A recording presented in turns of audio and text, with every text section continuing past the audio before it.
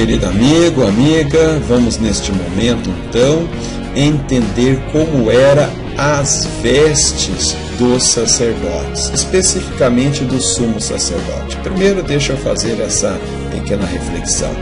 Todo trabalhador, ao iniciar sua jornada, seu trabalho numa empresa zelosa, a empresa confere a ele um uniforme, um traje específico para que este trabalhador possa oficiar nas dependências desta empresa devidamente de acordo com os critérios dela. Então todos os trabalhadores têm lá o seu uniforme específico. E com Deus não é diferente. Deus também quis que todos os seus ministros, todos os sacerdotes, ao oficiar em sua casa, no tabernáculo, estivesse devidamente trajado. Então Deus passa todos os detalhes desta roupa, deste traje, para que Moisés então assim desenvolva, execute na íntegra, cumprindo o seu propósito. Então isso está registrado em Êxodo capítulo 28. As roupas eram memoriais para os sacerdotes e o povo, pois servia para ensinar preceitos mais sublimes, moldando os pensamentos e as ações de Arão e os seus descendentes. Vamos analisar então os aspectos, os detalhes deste traje. Esse traje era constituído de um mitra, que era espécie de um gorro sobre a cabeça, tinha uma túnica inicial de linho fino branca, era uma espécie de uma camisola, e sobre esta túnica tinha uma segunda túnica azul, como espécie de um manto. Esse manto nós vamos ver, todas as pessoas importantes, reis, sacerdotes e outras pessoas ricas usavam esta sobre-roupa, este manto. Sobre a túnica azul havia então uma espécie de um avental, era o éfode de cor púrpura, e um peitoral que trazia 12 pedras nesse peitoral. Pedras trabalhadas, pedras preciosas, e também 2 pedras especiais que eram o tumim e o urim. O urim e o tumim, que nós vamos entender o que vinha a ser isso aí. E também um cinturão, evidentemente, para fixar, para prender todo esse traje aí e o sacerdote poder trabalhar bem. Então vamos entender, vamos especificar cada um desses trajes. Mitra, um turbante com uma lâmina de ouro onde estava escrito Santidade ao Senhor. Então no mitra, no gorro, havia um cinturão passando sobre ele aqui, e nesse cinturão estava escrito Santidade ao Senhor. Lembrava que deveria ser guiado por Deus e santificado para e por ele. O sacerdote, ao se deparar com aquele turbante, colocando sobre sua cabeça, antes de ler aquela escritura, isso lembrava a ele que ele deveria ser guiado por Deus e santificado para e por ele, nunca pelos homens. Bem como combater o pecado da altivez, estava ali por causa do Senhor e suas misericórdias, nunca por méritos. Esse é um aspecto interessante. O sacerdote, ele era um ministro de Deus e não dos homens. Ele não fazia aquilo que agradava aos homens. Ele deveria agradar, servir ao Senhor, abençoando aos homens. Por isso estava especificado ali, e aquilo deveria estar inculcado na mente deles. E também saber que ele estava oficiando, ministrando, não pelos seus méritos, mas pela misericórdia de Deus. Muito pelo contrário, às vezes, por nós estarmos executando alguma coisa ao Senhor, pode vir um orgulho, pode vir uma arrogância em nós, e nós precisamos sufocar, eliminar isso aí, pedindo misericórdia ao Senhor, porque se nós fazemos algo, temos algo, somos alguém, é porque o Senhor assim nos constituiu pela sua infinita misericórdia. um peitoral. Esse peitoral trazia consigo 12 pedras e cada uma dessas pedras tinha o nome de uma das tribos de Israel. Lembrava que o sacerdote deveria interceder por toda a nação. Trazia ali também 2 pedras especiais, que eram o Urim e o Tumim. Numa tradução próxima, não podemos dizer que é a tradução perfeita, esses 2 termos poderiam significar luzes e perfeições. Essas 2 pedras elas eram usadas como para tirar sorte.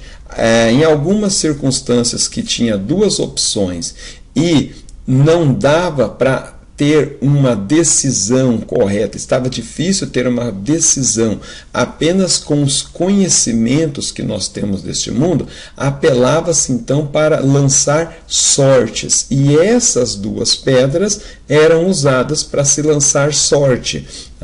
Então era um meio de apelar pela sorte para a vontade ou conhecimento de Deus, quando havia 2 alternativas cuja decisão fosse difícil para o homem discernir naturalmente. Evidentemente que esta é uma prática que nós não executamos mais. Nós, hoje, na era da igreja, nós não executamos mais lançamento de sorte. Nós precisamos agir racionalmente, pedindo a misericórdia de Deus e tomar as nossas decisões, e Deus assim honrará as nossas decisões, desde que elas estejam pautadas pela santidade, pelo princípio da palavra do Senhor e pelo princípio do bem. Nós não podemos tomar nenhuma decisão sabendo que essa decisão irá prejudicar alguém. Evidentemente que essa não seria a melhor decisão diante de Deus. Então nós devemos fazer julgamentos, e principalmente julgamentos pela palavra. Tomamos a decisão e Deus assim irá nos honrar, nos abençoar. Lançar sorte, consultar profetas, consultar intercessores a Deus para tomarmos as decisões, isto não é mais prática da igreja. Nós podemos tomar conselhos de anciões, conselhos de pessoas tementes a Deus, conselhos de pessoas entendidas e sábias em determinados assuntos, mas a decisão será minha e sua com Deus, porque se nós errarmos, a responsabilidade será nossa. Deus irá cobrar nós diante do erro. Então, nós podemos nos aconselhar, mas a decisão é nossa. Então fica aí esta reflexão. Túnica era uma roupa parecida com uma camisola, feita de linho fino, para ser usada sobre os calções. Então primeiro tinha os calções e depois a segunda roupa, que era esta túnica. Sobre a túnica tinha um manto. Era uma roupa para ser colocada sobre a túnica. Reis, sacerdotes, pessoas ricas usavam e usam por cima das roupas. Este manto era tecido inteiramente de fios de lã azul, em volta de toda a barra em forma de franja. Havia decorações em forma de romãs e sininhos de ouro, colocados alternadamente para indicar sua movimentação no servir ao Senhor. Como eu disse, o sumo sacerdote deveria estar se movimentando e esses sininhos fazendo barulhos, para que o povo assim percebesse que Deus estava recebendo o sacrifício. Éfode, ou estola sacerdotal, era uma espécie de avental produzido com linho fino, bordado, enfeitado com ouro e colocado sobre o manto.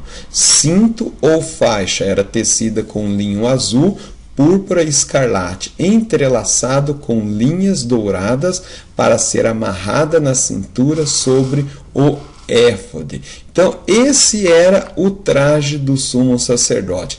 E cada detalhe havia uma tipologia de Jesus Cristo que nós vamos analisar então neste momento.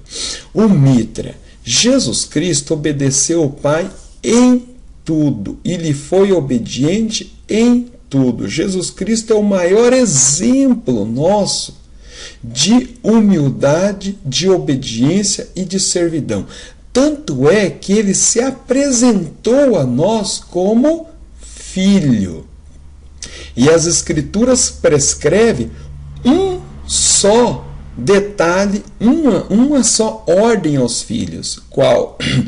Obedecer, honrar, respeitar os vossos pais.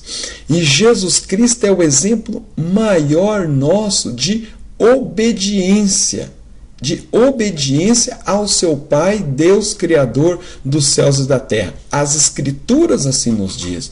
Filipenses capítulo 2, versículos 6 e 8, ele foi obediente em tudo, a ponto de se submeter a morrer e morte de cruz.